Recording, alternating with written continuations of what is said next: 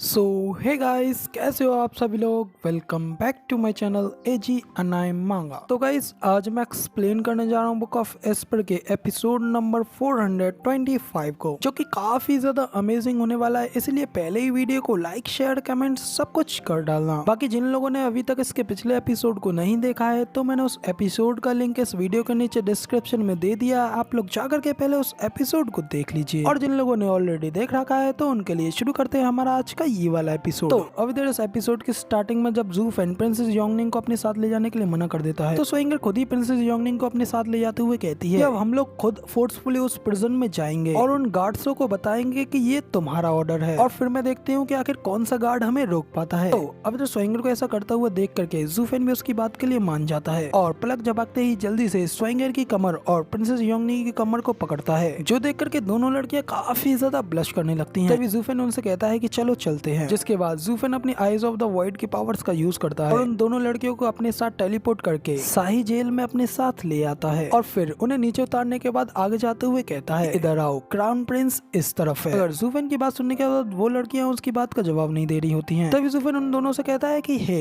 तुम दोनों वहाँ पर खड़े खड़े आकर क्या कर रही हो इधर। जबकि ज़ूफेन की इतनी बात करने के बाद में हमें उन दोनों लड़कियों को दिखाया जाता है जो कि अभी भी शर्म के मारे काफी ज्यादा ब्लश कर रही होती है। लेकिन तभी वहाँ पे उन लोगों को गार्ड्स की आवाज आती है, जो कि थर्ड प्रिंस मोटू को आता हुआ देख करके कह रहे होते हैं कि एम्परर आ रहे हैं। एम्परर यानी कि मोटू के आने की बात सुन करके योंगनिंग काफी ज्यादा घबराते हुए ज़ूफेन से कहती है, ज़ूफेन चलो जल्दी से यहाँ से चलते हैं, थर्ड ब्रदर आ रहे हैं। ये सुन ज़ूफेन हल्के से स्माइल करते हुए कहता है कि नहीं, मैं अभी ये देखना चाहता हूँ कि आखिर मोटू के दिमाग में क्या चल रहा है। अब इधर ज़ूफेन के इतना कहने के साथ ही हमें मोटू को आता हुआ दिखाया जाता है, जो कि वहाँ पे मास्टर फेंक्यूबाई के साथ आ गया होता है, जहाँ पे कि ज़ूफेन खड़ा होता है। जबकि इधर ज़ूफेन ने अपनी आईज ऑफ द वॉइड की पावर्स का यूज करते हुए अपने आप को प्रिंसेस योंगनिंग और स्विंगर को गायब कर लिया होता है, ताकि वो मोटू के ऊपर नजर रख सके कि आगे वो क्या करने वाला है। अब इसी के साथ में हमें उस जेल के गेट को खुलता हुआ दिखाया जाता है, जिसके के अंदर क्राउन प्रिंस बेड़ियों में कैद बना हुआ बैठा होता है। तभी अपने बड़े भाई के इस तरीके की हालत को देख करके प्रिंसेस योंगनिंग काफी ज्यादा परेशान हो गई होती है और उसको आवाज लगाने लगती है। लेकिन तभी ज़ूफेन भी जल्दी से उसके मुंह को आवाज लगाने से बंद कर देता है। मगर तभी मास्टर फेंक्यूबाई को भी हल्का सा इस बात का एहसास होता है, लेकिन जब उन्हें कोई नहीं दिखता तो वो इस बात को इग्नोर कर देते हैं। जबकि इधर मोटू क्राउन प्रिंस को देख उससे कहता है कि बिग ब्रदर, मैं फादर के फ्यूनरल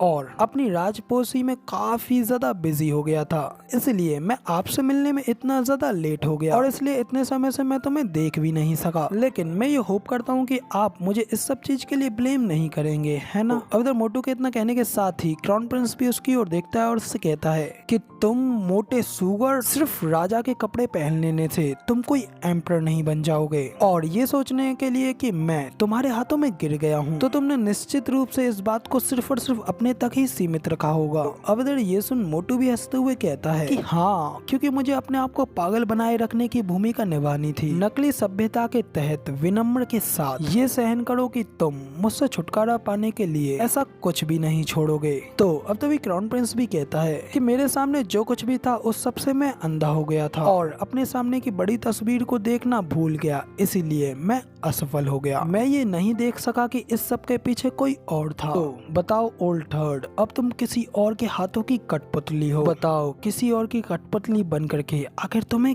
कैसा फील हो रहा है।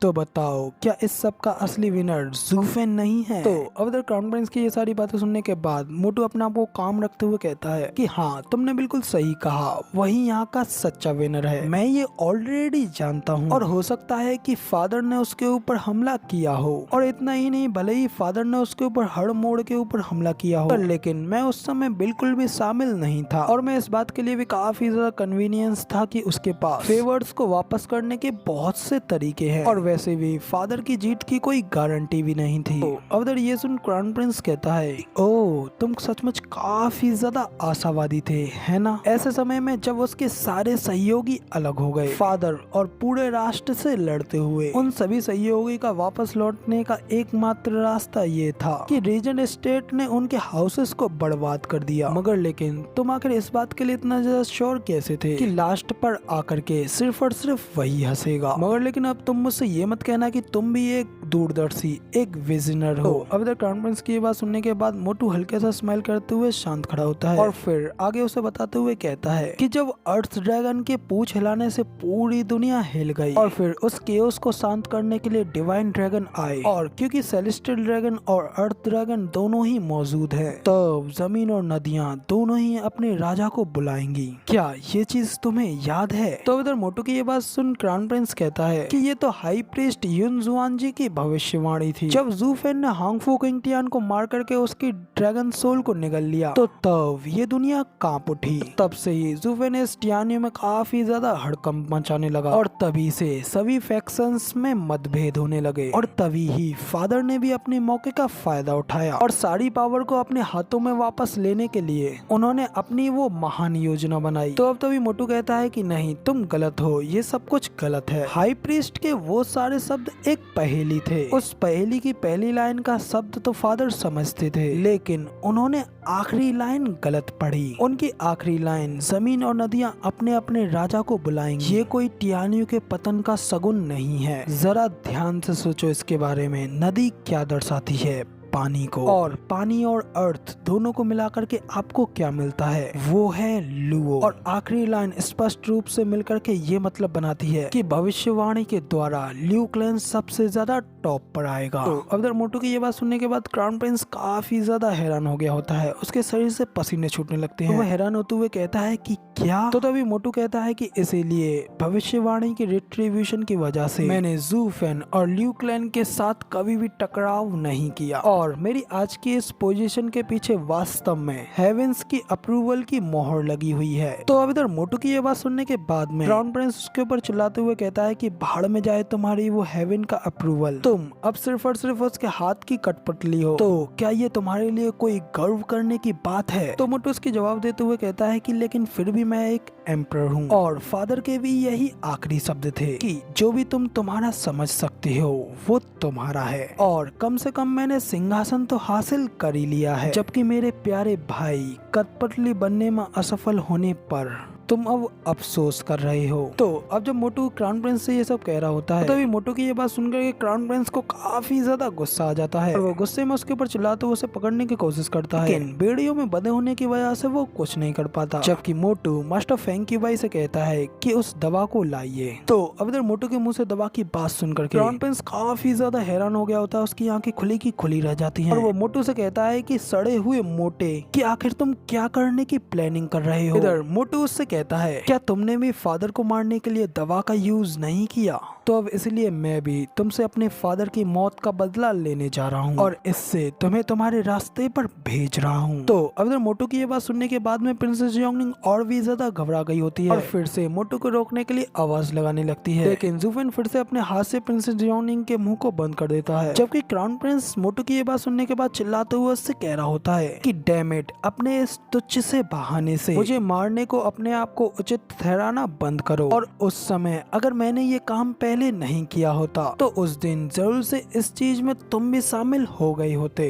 तुम एक टाइमलेस वर्च्यू, एक घोर पाखंडी की भूमिका निभाते हुए मेरे पास आने की इस तरीके से हिम्मत कर रहे हो। तो अभी तक क्राउन प्रिंस की ये बात सुनने के बाद मोटू भी कहता है कि तुम एक चीज के लिए तो बिल्कुल सही कह रहे हो कि हम दोनों ही बहुत ज्यादा क्रूल और भयानक हैं और जिस तरह तुमने अपने पिता को मारा उसी तरह बदला लेकर के मेरे मन को शांत करना भी एक कारण ही है। और ज्यादातर मैं तुम्हें जिंदा रहने देने को लेकर के ज्यादा बेचैन हूँ और अब हमने गार्डियन सेक्टर का विश्वास भी खो दिया है और जूफेन ने भी मेरे कामों को कम से कम कर दिया है। और अगर किसी चमत्कार से तुम भागने में भी सफल हो जाते हो और मुझसे लड़ने के लिए अपने क्राउन प्रिंस के नाम का यूज करते हो तो वो गार्डियन सेक्ट्स हमारे पूरे यूएन क्लैन को ही खत्म कर डालेंगे। तो इसीलिए हमारी क्लैन की सेफ्टी के लिए बिग ब्रदर अब तुम्हें जल्द ही स्वर्ग लोक जाना पड़ेगा। इतना कहकर के थर्ड प्रिंस अपनी इविल स्माइल से क्राउन प्रिंस की ओर देखने लगता है, जिसे देख करके क्राउन प्रिंस काफी ज्यादा घबरा गया होता है। उसके शरीर से पसीने छूटने लगते हैं और वो चिल्लाते हुए कहता है कि सड़े हुए मांस के टुकड़े, तुम इस बात के लिए जरूर ही पक्का से पछताओगे। तो अब तभी क्राउन प्रिंस के इतना कहते ही मोटू क्राउन प्रिंस के मुंह को दबाते हुए उसके मुंह को खोल देता है और उससे कहता है कि मैं कभी भी अपने एक्शंस के ऊपर पछताता नहीं हूँ और वरना तो मैं कभी भी इस सिंहासन तक नहीं पहुँच पाया होता। इतना कहकर के मोटू उस जहर के बाउल को लेता है और उस जहर को क्राउन प्रिंस को जबरदस्ती पिला देता है। और फिर क्राउन प्रिंस को जहर को पिलाने के बाद मोटू उस बाउल को फोड़ देता है, जिसके बाद मोटू क्राउन प्रिंस को तड़पता हुआ देखने के बाद हंसते हुए क्राउन प्रिंस से कहता है कि अब मैं आराम से रह सकूंगा। जबकि क्राउन प्रिंस भी हंसते हुए कहता है, तो क्या तुम मजाक कर रहे हो? तुम भले ही मुझे मार सकते हो, मगर लेकिन